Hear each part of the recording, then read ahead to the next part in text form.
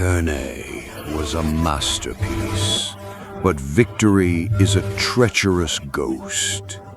In the gardens of Capua, the lightning bolt of Carthage began to slow. Hannibal's veterans, men who had crossed the Alps and stained the plains of Italy red, now rested on silk.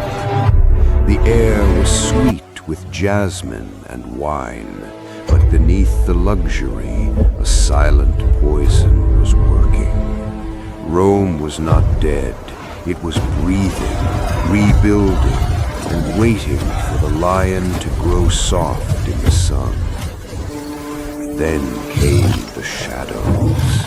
Fabius, the delayer, moved like a ghost in the mountains. He offered no battle, only silence. Hannibal's fury met a wall of cold patience. Italy became a scorched earth, a landscape of burning granaries and empty villages. It was a war of hunger, a war of nerves. The genius who once moved like a storm was now a predator, trapped in a cage of mountains, hunted by an enemy that refused to fight. Thousands of miles away, the Senate of Carthage sat in golden halls. Hannibal sent them rings of fallen Romans, begging for the men he needed to finish the task. They looked at his glory with eyes of greed and fear. They left him alone. No ships came, no silver arrived.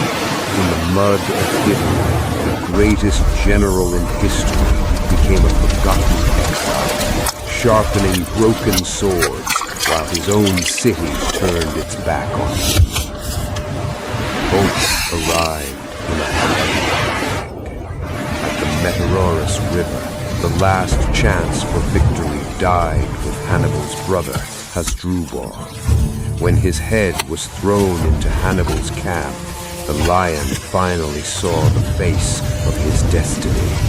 The 17-year nightmare was ending. Rome had found its own genius in Scipio, a student who had learned his master's lessons all too well. The hunter was now the hunted, and the sands of Africa were calling him home. The departure was a funeral for a dream. Hannibal left the shores of Italy, not as a conqueror, but as a ghost returning to a city that barely knew him. On the eve of the final stand, two masters met in the desert silence.